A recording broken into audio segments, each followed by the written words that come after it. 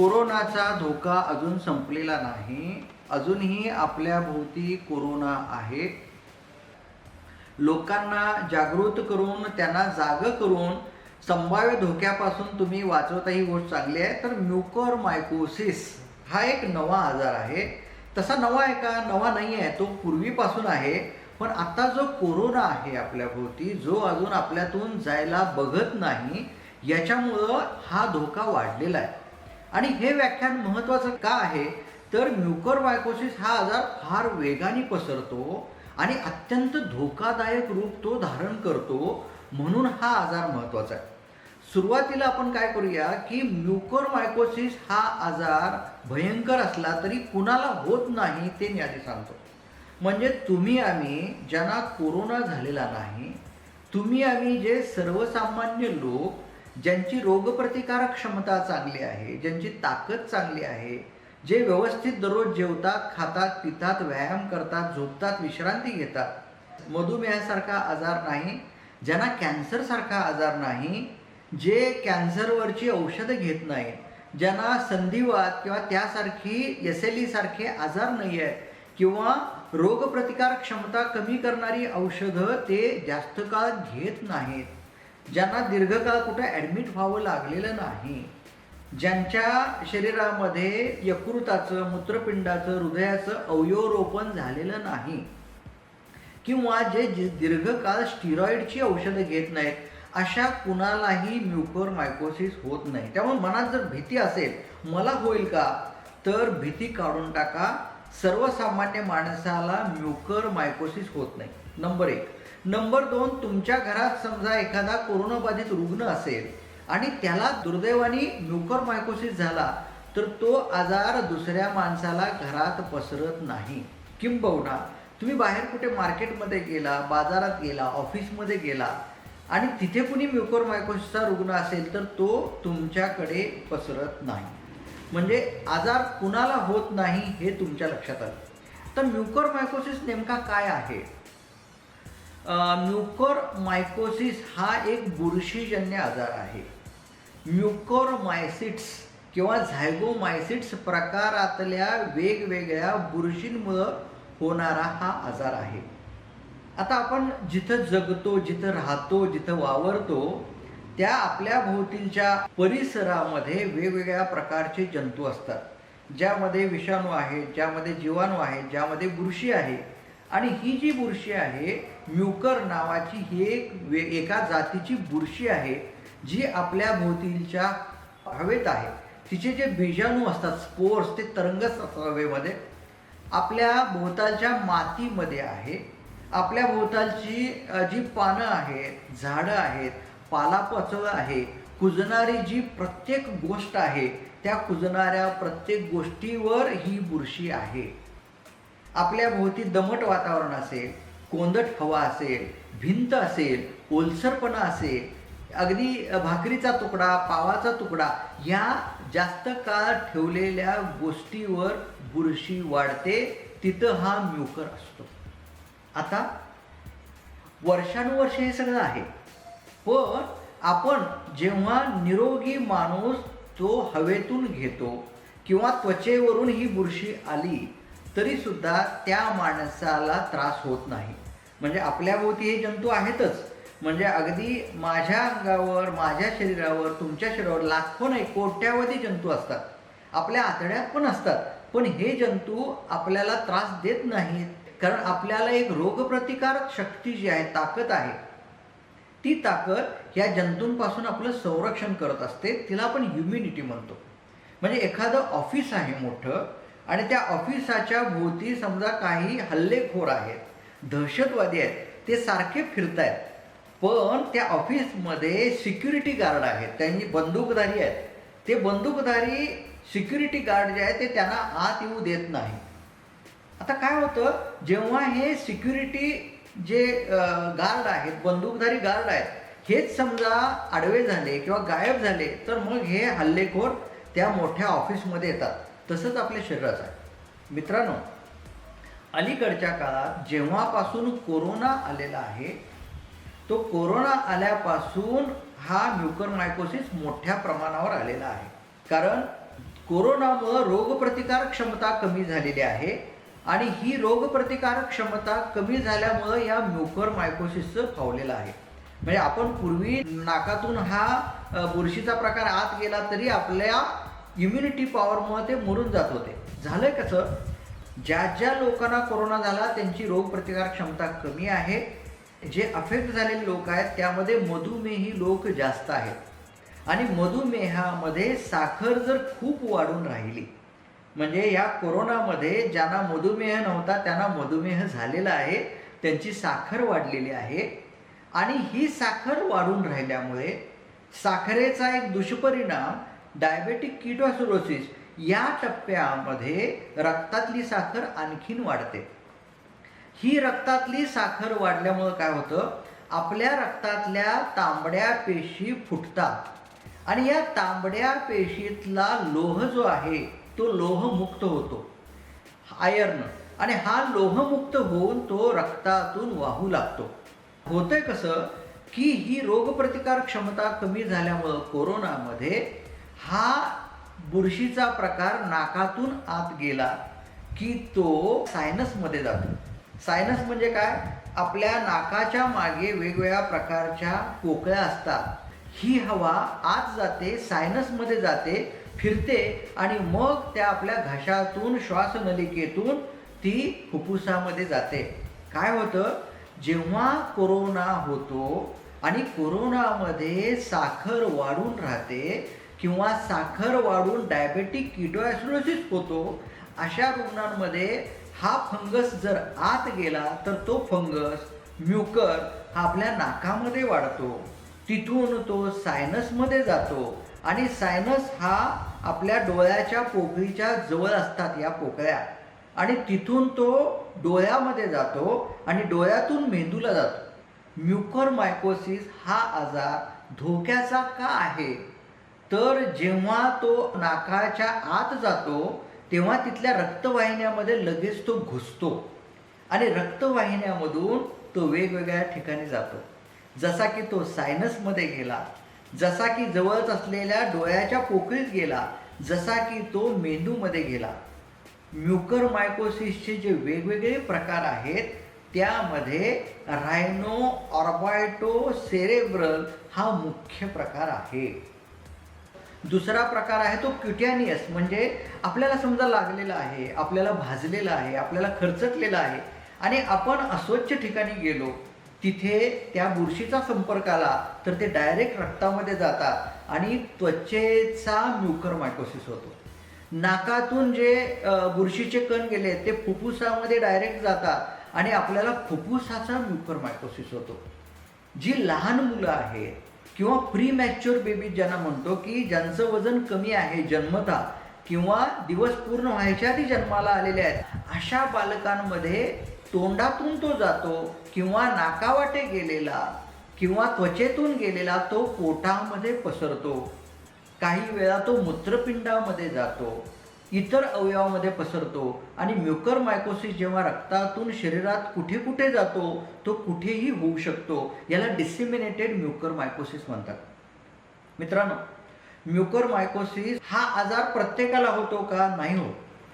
Corona ज्यांना झालेला आहे आणि ज्यांना मधुमेह आहे आणि ज्यांचा मधुमेह नियंत्रणात नाही, ज्यांना डायबेटिक कीटोसिरोसिस झाला किंवा या सगळ्याबरोबर ज्यांना कॅन्सर आहे, ज्यांना स्टिरॉइडची औषधं खूप दिली गेली, स्टिरॉइडसारखी दुसरी औषधं ज्यांना सुरू होती, ज्यांना मूत्रपिंड यकृत किंवा हृदयाचं ट्रान्सप्लांट झालेलं आहे, ज्यांना कॅन्सरचा एखादा प्रकार आहे आणि औषधं सुरू आहेत, अशा रुग्णांमध्ये यामध्ये HIV बाधित आहेत, TBचे रुग्ण आहेत, दीर्घकालीन आजार असलेले रुग्ण आहेत, रुमॅटॉइड आर्थरायटिस किंवा संधिवातासारखे जे SLE सारखे आजार आहेत, असे रुग्ण आहेत. अशा रुग्णांना ह्याचा धोका आहे.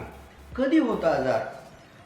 तुम्हाला कोरोना झाल्यानंतर तुम्ही बरे झालात म्हणून बाहेर पडता आणि साधारण 15 दिवसापासून 1.5 महिन्याच्या कालावधीपर्यंत हा आजार तुम्हाला पकडतो. पण हा आजार त्यानंतरच्या काळात सुद्धा होतो जर तुम्ही मधुमेहावर नियंत्रण ठेवलं नाही तर. म्युकरमायकोसिसमध्ये डायबेटिसचा कंट्रोल महत्त्वाचा आहे. कोविड सेंटरमधून रुग्ण बरे होऊन जातात तेव्हा आम्ही त्यांना सांगतो 3 ते 6 महिने माझी भेट घ्यायची, यायचं. कारण रक्त पातळ करणाऱ्या गोळ्या, शुगर कंट्रोल करणाऱ्या गोळ्या, फुफ्फुसामध्ये जाळी होते त्याचं नियंत्रण करणाऱ्या गोळ्या, ह्या जवळपास 3 ते 6 महिने घ्याव्या लागतात. म्हणून म्युकरमायकोसिसचा धोका साधारण वर्षभर राहतो, हे लक्षात घ्या. आणखीन एक प्रश्न विचारला जातो की ज्या लोकांना कोरोनामुळे ॲडमिट केलं त्यांनाच आजार होतो का? नाही, त्यांना होऊ शकतो, पण जे लोक घरी औषध घेतात त्यांना पण हा आजार होऊ शकतो. म्युकरमायकोसिस धोक्याचा का आहे? ही बुरशी रक्तात पसरते, रक्तवाहिन्यांच्या आतमध्ये जाते. का? तर आधीच त्या कोरोनामुळं ऑक्सिजन कमी झालेला आहे. शरीरातलं ऑक्सिजन कमी झालं की या बुरशीचं फावतं. पांढऱ्या पेशी ज्या असतात त्या पांढऱ्या पेशी या कोरोनाशी लढण्यामध्ये गुंग झालेल्या असतात, त्यांची ताकद कमी पडते. आणि आता मी सांगितलं की मधुमेह वाढल्यामुळं, शुगर वाढल्यामुळं आणि या शुगर बरोबर स्टिरॉइडची औषधं वाढल्यामुळं. आता स्टिरॉइडची औषधं का वाढतात? कोरोनावर जी औषधं दिली जातात त्यामध्ये स्टिरॉइड हे महत्त्वाचं औषध आहे आणि स्टिरॉइडमुळं रक्तातली साखर वाढते, हे शास्त्रीय सत्य आहे. मग काय की कोरोनाचा उपचार करताना जर स्टिरॉइडची औषधं खूप जास्त दिली तर म्युकरमायकोसिसचा धोका असतो. आता ह्या बुरशीचा एक जो गुण आहे, अवगुण म्हणूया, काय आहे? जी जेव्हा रक्तवाहिनीतून पसरायला लागते तेव्हा ती रक्तवाहिन्यामध्ये गुठळ्या तयार करते आणि ह्या गुठळ्या ज्या आहेत त्या गुठळ्यामुळं पाठीमागून रक्तवाहिन्यामध्ये गुठळ्या करते आणि त्यामुळे जशी बुरशी पसरत जाईल तसं मागचा रक्तपुरवठा बंद होतो. म्हणजे जसं की मी सांगितलं की नाकातून बुरशी गेली, या सायनसमध्ये गेली, ऑर्बिट म्हणजे डोळ्यामध्ये गेली, मेंदूमध्ये गेली, जाताना काय करते? ती रक्तवाहिनी बंद करत जाते, म्हणून धोक्याचा आहे. आणि हा वेग जो आहे या बुरशीचा पसरण्याचा तो खूप जास्त आहे. अर्थात सगळ्यांच्या ही वेगानं पसरेल असं नाही. त्या म्युकरमायसिट्स मधल्या कुठल्या प्रकारची बुरशी तुमच्यामध्ये गेली किंवा त्या रुग्णामध्ये गेली, त्याचा डोस किती गेलाय, त्या कोरोनाबाधित रुग्णाचा प्रतिकारशक्ती त्याची किती कमी आहे, ह्या सगळ्या गोष्टीवर तिचा वेग अवलंबून राहतो. काही वेळा काही दिवसात ही पसरते, काही वेळा काही महिन्यात आणि काही वेळा वर्षभर सुद्धा लागतं. तेव्हा ज्यांना ज्यांना कोरोना झालेला आहे त्यांनी वर्षभर स्वतःकडे लक्ष द्यावं. आणि मग ही ब्लॉक झाल्यामुळं आपल्याला गडबड का करायची आहे? जर तुम्हाला समजा लक्षणं दिसली, लक्षणं कुठली ती मी सांगणार.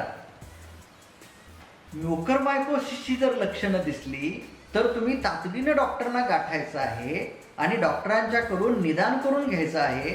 तातडीनं निदान झालं तर आपल्या रक्तवाहिन्या जोपर्यंत उघड्या आहेत तोपर्यंत उपचार सुरू करावे लागतात. कारण का? तर ह्या म्युकरमायकोसिससाठी जे इंजेक्शन द्यावी लागतात ती इंजेक्शन रक्तात गेल्यानंतर तिथं पोहोचायला हवीत ना. म्युकरमायकोसिस हा रक्तामध्ये थ्रोम्बोसिस म्हणजे ब्लॉकेजेस करतो.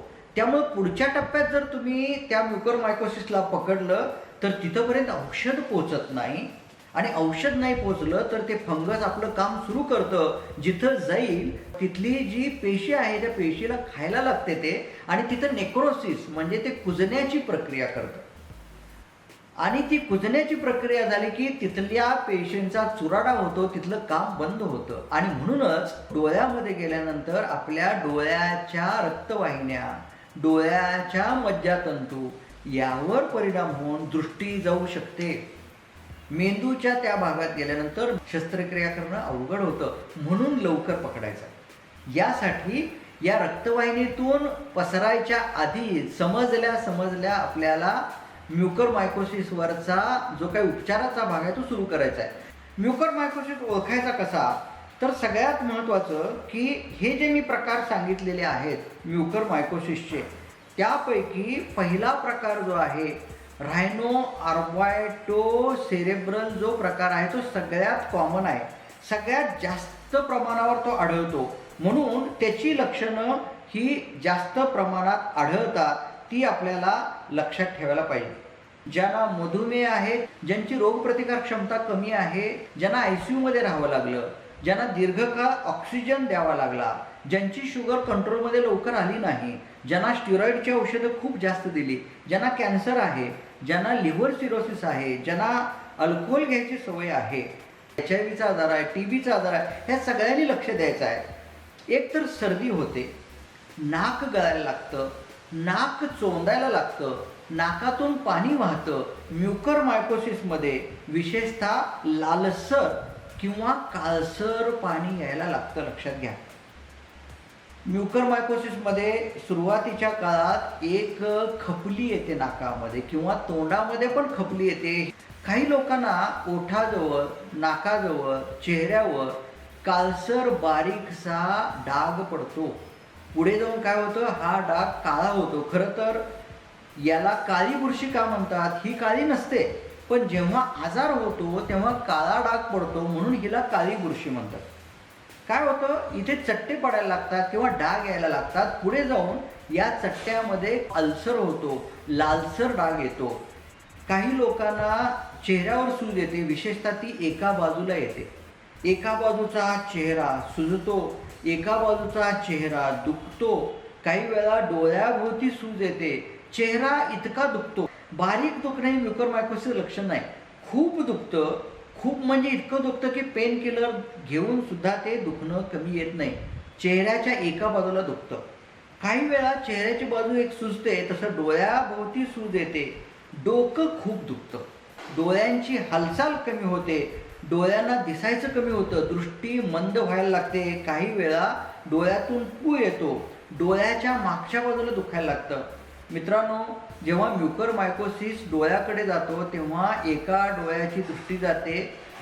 90% लोकांमध्ये एक डोळा अफेक्ट होतो, पण काही काही वेळा हा आजार जर वाढला तर दोन्ही डोळे जाऊ शकतात, दृष्टी जाऊ शकते, मेंदूवर अटॅक होतो आणि मेंदूचा तो भाग काढून टाकणं हे ऑपरेशनमध्ये जमेलच असं नाही, शस्त्रक्रिया यशस्वी होईलच असं नाही. 30 ते 50% होय 50% लोक मृत्युमुखी पडू शकतात. म्हणून म्युकरमायकोसिसचा धोका जास्त आहे. म्हणून आपल्याला हे लवकर समजावून घ्यायला हवं.